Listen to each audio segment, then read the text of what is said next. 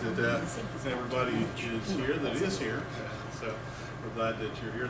Hopefully these times with Dave will be times to help encourage us in our faith and to step out in our service and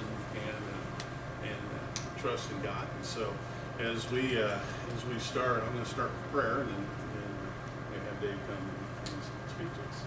Now, Father, thank you for such a beautiful day and the opportunities that we have to love and to serve. We pray that as Dave speaks, that you'll guide our thoughts, our hearts, our motivations, strengthen us in our resolve to be your servants and to serve all our people. So please help Dave as he begins here. For I pray in Jesus' name. This is my brother Dave Jordan. He's the preacher at the Cap Christian Church in Cap, Missouri. So here he is. Well, good afternoon. I've met all of you already. I said hi to you, but it's sure a pleasure to be here. Jeff and I don't always get a chance to work together, you know, and it's always fun when we get the chance to be together and to work together. Earlier this year, in March, I had him come up and he did some music for my men's retreat that we had, and had a good time together, and it was good to work with him again. It's been a few years really since we've been able to work together, but I'm glad that I have the opportunity to be here with you today. And I want to start off with a story. The theme that I've been given to work with is extreme faith. And one of the things that Jeff and I talked about is that, you know, maybe we need to talk a little bit about motivation. You know, because we have to be motivated to be able to live the life that God really calls us to live. It's just we're not just going to sit back and it's going to happen. There's got to be some motivation. And I actually was working on a message just along that whole line of motivation.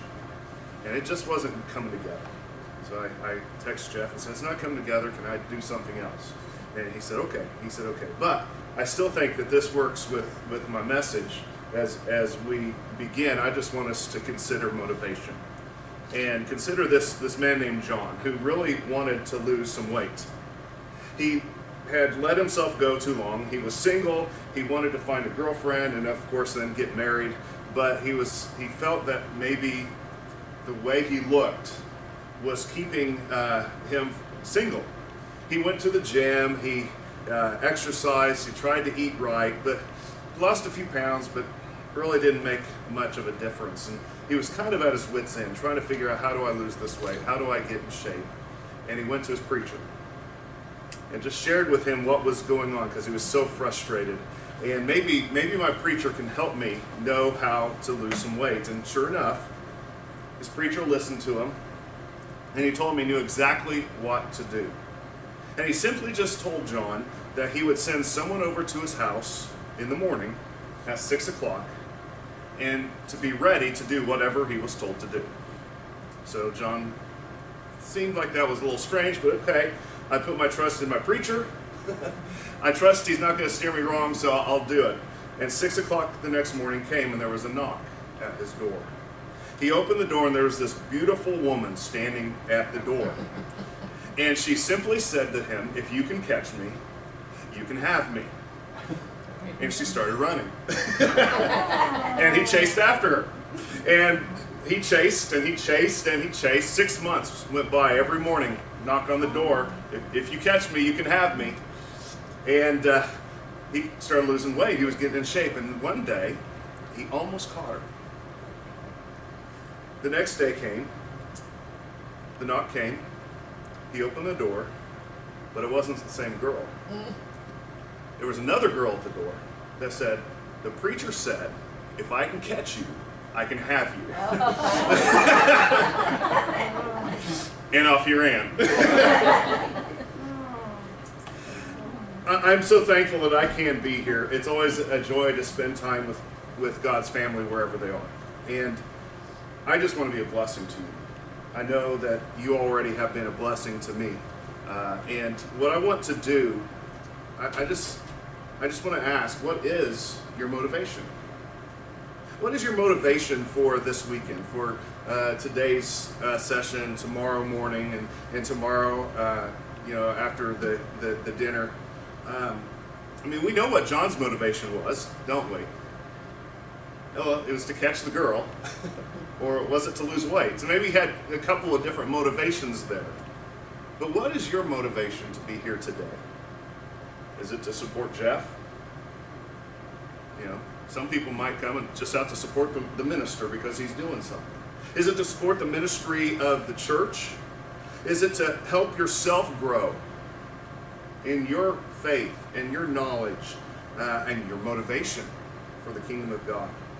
Now, I think all those motivations can be legitimate. But we have to ask ourselves, why are we here? What are we doing here? What do we want to accomplish? So as we talk about extreme faith today, what I want to do is I want to take you to 1 Kings chapter 18. I love the Old Testament because the Old Testament stories have such a great impact for how we can live our lives today. I also love the New Testament, don't get me wrong. But there's something about the Old Testament stories that really can speak to us. And today, as we find the prophet Elijah, we're going to see how God works through him. And we're going to find some markers in our text that will help us navigate through the events. And at the end, we're going to come to a point where we're going to be called to make a decision. Now, the first marker comes out of a conversation that Elijah has with King Ahab. But first, we have to understand the conversation. Well, to understand the conversation, we have to understand the backstory. You see, in 1 Kings chapter 18, it's been 137 years since David was king. 97 years since Solomon has been king. And after Solomon died, the nation of Israel split into two nations. Israel is 10 tribes. The northern 10 tribes became Israel, and the southern 2 tribes became Judah. And in those times, each nation then has their own kings. But in 1 Kings chapter 18, we're in Israel. We're in the northern kingdom, and it's the year 874 BC. And Ahab is king of Israel. And he has continued in the path of the kings before him, who were his father, his grandfather, his great-grandfather. And 1 Kings chapter 16 says that Ahab did more evil in the eyes of the Lord than any of those before him. So, not a very good guy. And seemingly out of nowhere, here comes Elijah. He's not been there before, but we know. But in the text, it's like, he's there. Elijah shows up, and he says to Ahab, "As the Lord, the God of Israel, whom I serve, there will be no dew nor rain in the next few years except by my word." That's 1 Kings 17:1. And then Elijah disappears. As quickly as he appeared, he's gone. And sure enough, there's no rain. Ahab is angered by all this, and he sends people far and wide looking for Elijah, but Elijah is nowhere to be found. Then 3.5 years later, into the drought, no rain, no dew, Elijah appears again and wants to talk to Ahab. And that's where we pick up our text. This is where we will look. It's 1 Kings chapter 18, verse 17. And it says, "When Ahab saw Elijah, he said to him, 'Is that you, you troublemaker of Israel?'" Now, if you were Ahab, now I know we don't want to compare ourselves to an evil king. I'm not suggesting we do that.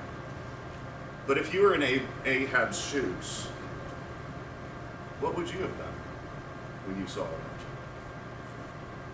Here's what Ahab did. He played the blame game. The last 3.5 years, no rain, no dew, nothing. He's blaming Elijah for. It's Elijah's fault. Then comes the next verse, verse 18. I have not made trouble for Israel, Elijah replied, but you and your father's family have. You have abandoned the Lord's commands and have followed the Baals. So Elijah is telling Ahab the reasons things are the way they are is because you have chosen to defy God. Don't blame me for something that's your fault. Now, I'm sure Ahab really is convinced that Elijah is to blame. But he is blind to the fact that he and his fathers, the previous kings, what they have done is abandoned God and his commands, and this has resulted in this drought. God's trying to get their attention. But does this sound familiar? Have you ever blamed anybody for something you did? And you really believe it's not your fault? You know, in George Orwell's book, Animal Farm, the animals rebel against the cruel farmer. And when they overthrow the farmer, there are two pigs that take charge of the place. And they become worse than the farmer. But the two pigs are named Napoleon and Snowball. They're vying for leadership, and Napoleon eventually succeeds in winning and exiling Snowball from the farm. And Napoleon's leadership does not bring prosperity, does not bring comfort. And whenever the farm experiences a setback, he blames it on Snowball. Even though Snowball is not living there anymore, he's exiled. Snowball becomes the convenient scapegoat for Napoleon so he can deflect criticism from his own poor leadership. And here's how Orwell writes about it. He says, whenever anything went wrong, it became usual to attribute it to Snowball. If a window was broken or a drain was blocked up, someone was certain to say that Snowball had come in the night and done it. And when the key of the store shed was lost, the whole farm was convinced that Snowball had thrown it down the well. Curiously enough, they went on believing this even after the mislaid key was found. And sadly, I think there are many humans who suffer from the same Snowball syndrome.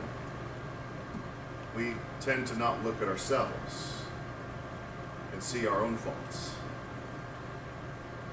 And we look at others and blame others for what's going on. We maybe have looked at our children or our spouse or our parents, our fellow Christians, our boss, our employers, our neighbors. We even blame God. Sometimes it really is someone else's fault. But all too often, we don't take the blame. We don't examine our own hearts. Sometimes we find that our own choices have led to our problems. And I think we're afraid to really give in to that. But Ahab chose to deflect his blame to Elijah. But what would you do? Would you have done the same thing? Elijah shows up. It's not going to rain. 3.5 years later, it hasn't rained. He shows up again. It's your fault, Elijah. But Elijah, when he comes back, he says, no, it's not my fault, it's yours. In verse 21 of the text, he makes a simple statement, and he talks to the people of Israel. He says, how long will you waver between two opinions? If the Lord is God, follow him. But if Baal is God, follow him. Pretty simple. And so now we turn our attention from Ahab to the people of Israel. What would you do at this point if you were an Israelite and Elijah stands before you and says, how long are you going to ride the fence? You got to make a choice. If God is God, you follow him. If Baal is God, you follow him. Make a choice. Now, before you answer that question yourself, you got to understand that from the time Israel and Judah became separate nations, Israel has not had a king that followed God. In fact, in the history of Israel, after the separation in the scriptures, we do not find a good king in Israel. Not one. But that doesn't mean that all of God's people had forsaken God. But you could probably put the people of Israel into one of three categories. You could have the people who worship Asherah and Baal, and that's all they do. Or you find those who are worshipers of God, and that's all they do. Or you'll have some, maybe more than we want to think, that are worshipers of Baal, Asherah, and God. We are at a time in Israel's history in which anyone who would worship Jehovah, worship God, could be exiled or put to death. And, of course, the king and queen, Ahab and Jezebel, hold all the power. At least they think they do. So what would you do? You're given basically an ultimatum. Are you going to get off the fence? You need to. This is what you need to do. So he gives this ultimatum. Every time in Scripture up to this point, when God's people are challenged to choose, they have chosen God. Moses,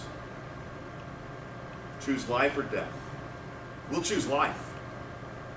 Joshua, choose you this day whom you will serve. Oh, we serve God. Every time they have chosen God. Now, what do they do here? Let's reread verse 21. I left out the end of it. You may have already read it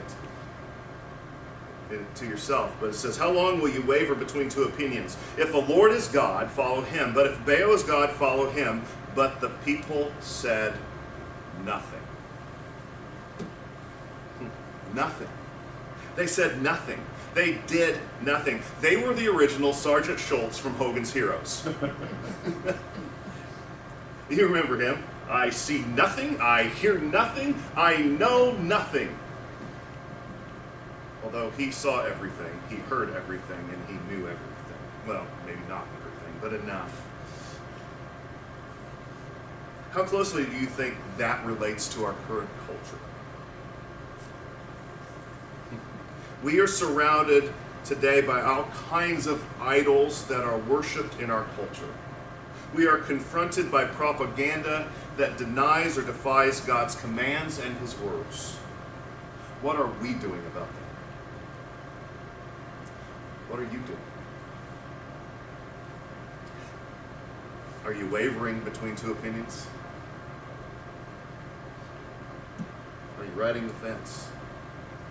I'm afraid sometimes we do that without even knowing it, without realizing that there's a world out there that is not friendly towards God, and it's more unfriendly than we want to believe. I'll tell you, I shared this with Jeff and Phyllis last night. About a week ago, I got an email from, I'm on our church camp board, and I got an email from our chairman of the board saying that the city of Horton, Kansas, where our camp is, has basically seized our property. But it's not our property. It belongs to the city of Horton. We have a 99-year lease with the city of Horton. We pay them $1 for 99 years to use the land. But the city of Horton has decided that they, for some reason or another, we don't know, that they want the land. And they were trying to find some way that we broke our lease. And they think they found it. What are we going to do? Are we just going to say, oh well? These are the kinds of things that we have been afraid would eventually happen. Maybe they have legal foundation to stand on. I don't know. That's what we've got to find out. But it just sure sounds like there's somebody who's wanting to get that church camp out of there. What are we going to do? Are we just going to stand by and let it happen? Watch it happen? Or are we going to stand up for the truth? Stand up for God? It all comes down to what's in your glass. I mean, suppose, I wanted to do this, but I didn't want to get anything all over the place. But suppose I have a glass of water, okay? If I did this in my church, I would go ahead and do it, because I can always say it's just water, but I don't know how you would react to this. Suppose I had a glass of water, and I just shook the glass. What's going to happen? Yeah, water's going to wash out, splash out. It's going to get on the floor, right? Now, I'm going to have you put your thinking caps on. Why did the water spill out when I shook the glass? The logical answer seems to be, water came out because I shook the glass. That's what we would all probably think. That's cause and effect. The effect is water on the floor. The cause is I shook the glass. Sounds right. But that's the wrong answer. The reason water came out of the glass when it got shook is because there was water in the glass. You see how simple that is? If I shook it and there was nothing in it but air, then you wouldn't see the air come out, but there would be air that would be moving. The reason water came out is because there was water in there. It's the same principle that Jesus speaks about. Luke chapter 6, verse 45. The good man brings good things out of the good stored up in his heart. And the evil man brings evil things out of the evil stored up in his heart. For out of the overflow of his heart, his mouth speaks. And when Elijah says, how long will you waver between two opinions? In essence, he is asking them, what is in your glass?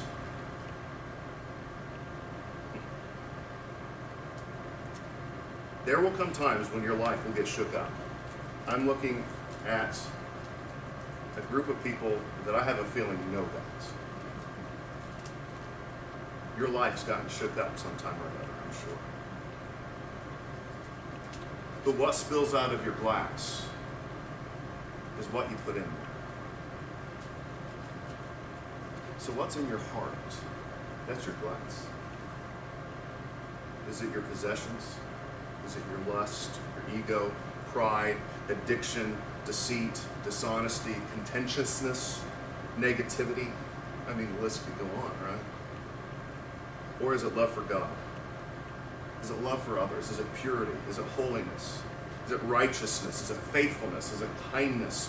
Is it grace, mercy, forgiveness, service? Is your desire to serve the Lord? Or is it to serve the world? Because forget about trying to do both. You can't. Just remember, what you fill with your life is what will spill out when things get shook up. Now, what would you do if you were an Israelite? And Elijah says, you got to get off the fence. Which side are you going to get on? So Elijah, in spite of the negative, not the negative, the neutral, the apathetic response of the Israelites, he proposes a plan. And here's the plan. Let's prove whose God is real. Each side gets a bowl, an altar, and a prayer. And the God that answers the God that answers by fire is truly God. So we've looked at Ahab, we've looked at the Israelites. Let's look at Elijah now. And what Elijah does. Elijah chose a place for this battle to take place. He didn't just choose it because it was nearby. He chose it because it was significant. He chose a place that once had been used to offer sacrifices to God. Here is a detail that oftentimes in this story, I mean, how many of you guys already know this story? Here is a detail in this story that oftentimes gets overlooked. In an effort to turn people's hearts back to God, Elijah takes a broken down altar and rebuilds it. Oftentimes, I think as a child, as I grew up in church and learned this story and loved this story, I thought Elijah takes them to Mount Carmel probably because it's close. And he builds an altar. He goes around and scrounges around for these rocks and he puts them together. He makes this altar. No. He rebuilds the altar of the Lord. This has been a place that sacrifices have been made to God. This is a place where worship of God had taken place. And he rebuilds the altar. He puts the wood on it. He digs the trench around it. He puts the fire on the wood on it. He puts the sacrifice on it. He douses it with water. Now, why does he do all that? Why does he do all that extra stuff like putting the water on it? Is it added proof that God is God? I think it's part of it. There's another part to it, though. In a way, he's going to add insult to injury when God wins. Because, remember, they've been in a drought for 3.5 years. This is a waste of water that you would see. But also, Baal and Asherah are the gods of the storm and fertility. And so, Elijah, with I'm sure God's insight, is saying, we're really going to prove who's in charge. I'm going to make your gods a laughing stock. And so Elijah prays a simple prayer. I mean, I've skipped a lot of details, haven't I? Haven't talked about the 450 prophets of Baal and the 400 prophets of Asherah who danced around all day, and Elijah makes fun of them. We don't need to talk about that. But Elijah rebuilds his altar, goes the extra mile to say, I'm going to show you something, or God's going to show you something. And then he prays a prayer. It's verses 36 and 37. At the time of sacrifice, the prophet Elijah stepped forward and prayed, O Lord, God of Abraham, Isaac, and Israel. Notice he said Israel, not Jacob, because he's in Israel. Let it be known today that you are God in Israel, and that I am your servant, and have done all these things at your command. Answer me, O Lord, answer me, so these people will know that you, O Lord, are God, and that you are turning their hearts back again. Simple prayer. I have an elder in my church in DeKalb. In fact, I preached on prayer last Sunday. And I talked about there's 3 different kinds of prayer. And this is David Jordan's version, okay? There's the petite prayer, the instant prayer, and the prayer by appointment. Prayer by appointment is what you do when you say, I'm going to sit down and spend time with God. The instant prayer is one of those things where you just you see something or you hear something and you say a prayer. It's just a quick prayer. But it's one of those that pops in your head, I'm going to pray about that. The petite prayer is one of those prayers that you might hear a student in school say, God, please help me pass this test. You know? or you get a prayer request, a prayer chain request. God, please be with this person as they're dealing with this emergency situation. I don't know all the details. I can't go into all, but I just pray for them right now. That's a petite prayer. And I said, in essence, that really when it all comes down, our whole lives are a matter of prayer to God. That every moment of every day really becomes a source of a type of prayer, because we're wanting to be in constant communication with our Father. And I had one of my elders come up to me who said, thank you for setting me straight. I said, what do you mean? He said, well, I used to think that the petite prayer, I was shortchanging God. I said, no, I don't think so. I think you're shortchanging God if that's all you pray, is the petite prayer. You're shortchanging yourself, too. But I think it's just a matter of saying, God's on my mind. God's in my heart. And at any moment, at any time, I'm going to just talk to him. And he would talk about how when he was a kid, he's like 66 years old, and when he was a kid in that church, there would be these elders who would just pray these long prayers. Almost, my thought is almost like the Pharisees would do. So that people could get people's attention or whatever. And I don't know if that's why they were doing it. Maybe they were just expressing themselves to God. I don't know. But he thought, that's the way you're supposed to pray. Elijah's prayer is simple. God, show him who you are. I've done everything you've told me to do. Now it's your turn to speak. That's how powerful a simple prayer can be. And the fire burns up the sacrifice, the wood, the stones, the water, and the soil.